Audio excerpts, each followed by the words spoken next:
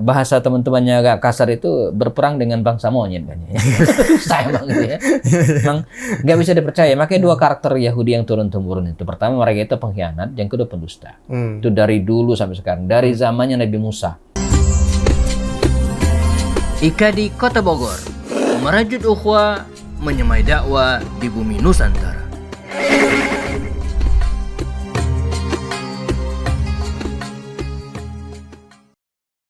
Ada logika yang menarik Ustaz, yang semalam Anda dengar di YouTube-nya Ustaz Bakhtiar Nasir ini. Ya, kalau misalnya memang terbukti Hamas menerima senjata dari Iran, ibaratnya seperti orang yang lagi berantem. Misalnya kita Muslim melawan orang-orang, misalnya ya, katakanlah kafir gitu kan, di misalnya kafir jahiliyah gitu kan. Tiba-tiba ada yang ngasih senjata, diterima baru ditolak. Ya ini kan atau misalnya Hamas dapat bantuan dari Korea Utara atau apa kan nggak mungkin ditolak. Japri atau ke saya, Ustadz mohon dibantah ya, tuduhan ada mengatakan Hamas itu bikinan Israel, Hamas itu Syiah. Dibantah dengan bantahan ilmiah kan. Saya bilang begini, bagaimana membantah sesuatu yang opini yang tidak ilmiah? Jadi bantahan ilmiah itu akan muncul untuk membantu opini yang ilmiah. Ini kan nggak ilmiah gitu kan. Jadi nggak ada ilmiah aja.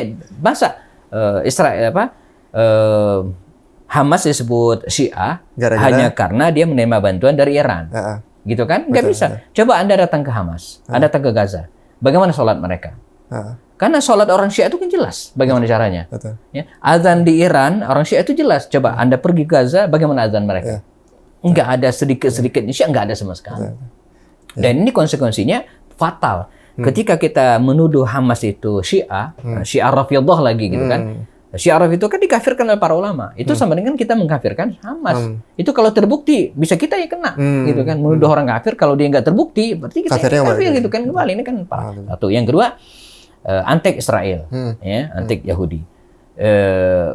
Gimana kita menuduh orang antik Zionis Israel kalau dia yang paling depan melakukan serangan, dengan mengorbankan anaknya, dengan mengorbankan tentara, dengan ini sesuatu yang tidak ilmiah. Jadi gimana bantah sesuatu yang tidak ilmiah dengan yang ilmiahnya nggak ada bantahannya gitu kan? Jadi nggak terbukti sama sekali. Pertanyaannya kan, ya mau bagaimana lagi Hamas kan?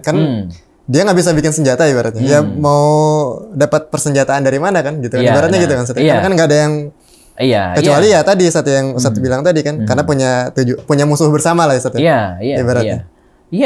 Orang lagi perang, mau dapat bantuan dari siapa saja boleh saja. Betul. Apalagi Hamas yang ini kan terus berkembang luar biasa. Kalau kita bicara khusus tentang Hamas ini akan panjang, bahwa terjadi peningkatan yang sangat luar biasa dalam diri orang-orang Hamas ini. Dulu mereka berperang dengan ketapel, tapi sekarang mereka punya senjata yang bisa nembak tuh sampai di kejauhan 200 sampai 300 kilometer gitu kan. Itu bahkan punya drone sekarang terakhir. Ini punya drone ya. Ini kemajuan yang sangat pesat gitu ya. Karena kita juga tahu bahwa diam-diam Hamas itu terus bergerak dan belajar gitu ya. Banyak yang saya dapat info A1 itu dari negara lain. Nah, mungkin dari Indonesia juga yang datang ke situ dan mengajarin mereka, dan mereka juga belajar keluar ya. Ini orang-orang yang cerdas, orang-orang yang terus berkembang ya. Betul. Jadi maka entah kapan waktunya kita tetap ada dua keyakinan. Pertama, Israel itu penjajah gitu kan, dan kita tidak sepakat dengan penjajahan. Sehingga Erdogan itu pernah mengatakan untuk peduli dengan Palestina itu ya nggak perlu Muslim, tapi cukup jadi manusia. Jadi karena yang terjadi di sini kan adalah tragedi kemanusiaan. Maka di IG saya tulis banyak alasan untuk sebagai dalil kita harus membela Palestina, ya, bahwa di situ ada tanah suci umat Islam, bahwa di situ ada saudara kita yang Muslim, di situ terjadi tragedi. Andai di situ bukan Muslim, kita tetap harus peduli, karena yang terjadi adalah tragedi kemanusiaan yang dalam satu malam dibom 1.000 orang meninggal gitu kan, yang dibom itu rumah sakit. Rumah sakit ini kan tempat orang bukan perang. Beda kasusnya kalau dibom markas perang, oke lah, itu gentleman banget. Ini yang dibom rumah sakit kan konyol. Bahkan orang-orang yang disuruh ngungsi malah di tengah jalan juga ada bom. Nah ini kan nggak, kita emang bahasa teman-temannya agak kasar itu berperang dengan bangsa monyet kan. Saya emang gitu ya. Emang nggak bisa dipercaya. Makanya dua karakter Yahudi yang turun-temurun itu. Pertama mereka itu pengkhianat, yang kedua pendusta. Itu dari dulu sampai sekarang, dari zamannya Nabi Musa. Maka Nabi Musa itu sampai meninggal di kerepotan gitu kan. Pertama dia ngurusin Firaun. Firaun mati urusan beres enggak juga. Dia ngurusin Bani Israel yang bandelnya sampai sekarang. Ngurusin umatnya sendiri. Jadi sampai meninggal tuh Musa nggak bisa masuk ke Palestina kan. Karena penakutnya mereka itu, idhab anta wa rabbuka. Ya Musa, pergilah engkau dengan Tuhanmu ya. Faqatilah perang gitu kan.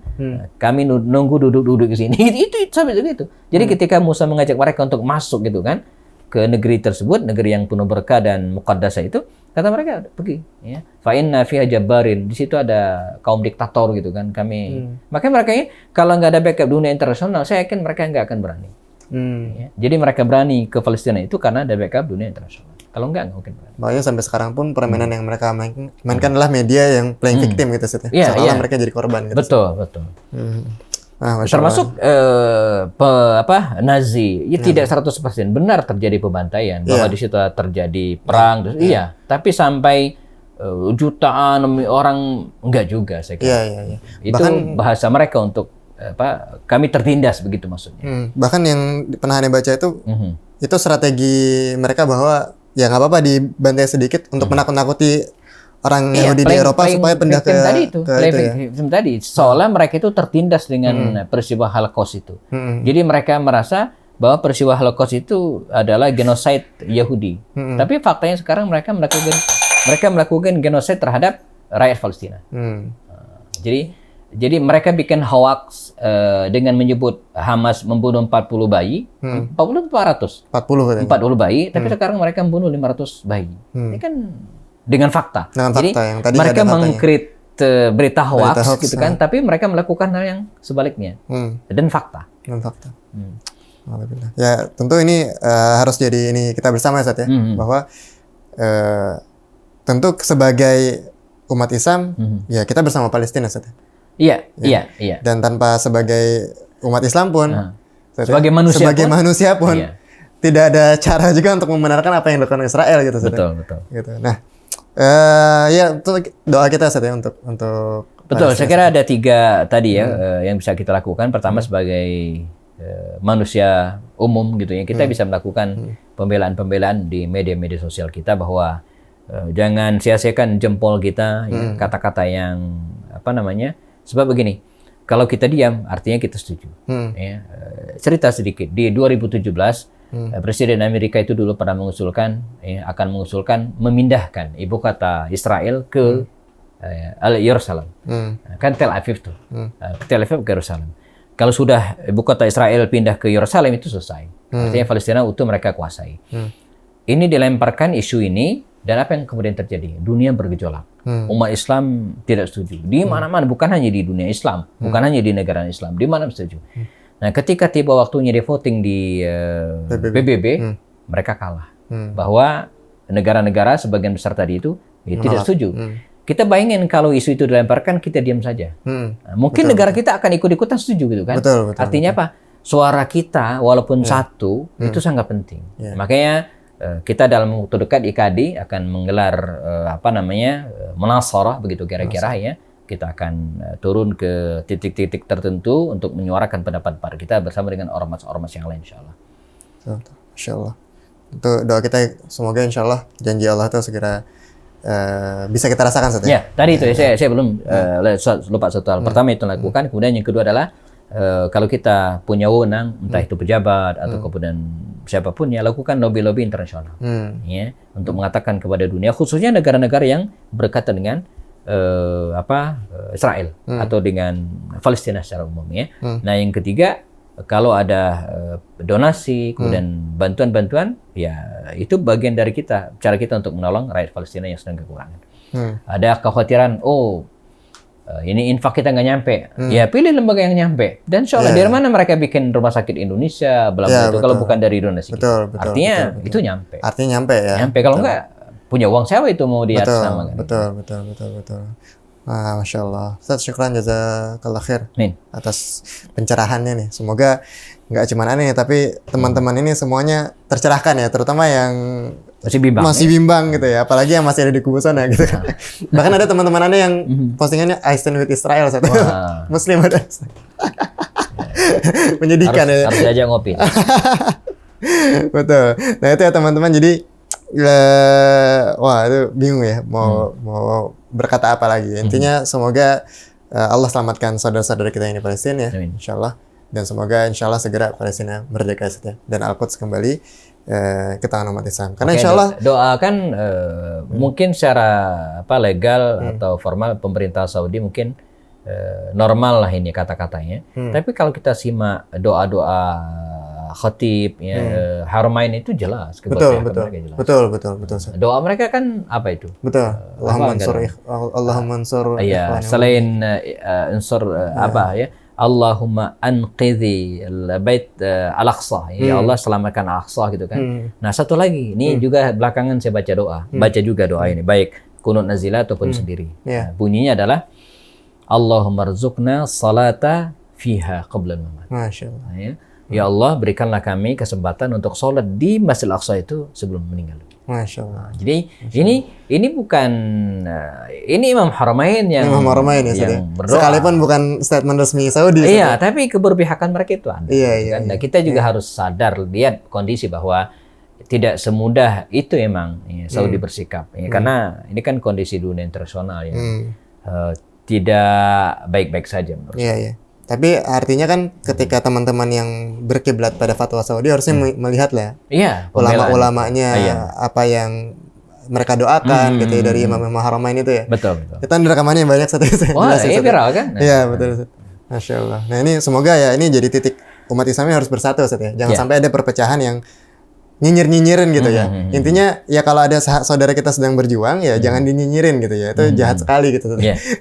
Bahkan lebih jahat dari orang yang memerangi gitu. Bahkan ada statement di media sosial itu ada yang mengatakan begini, ngaji di ruangan ber-AC dengan sambil makan-makan itu lebih baik daripada berjihad tapi tidak sesuai sunnah.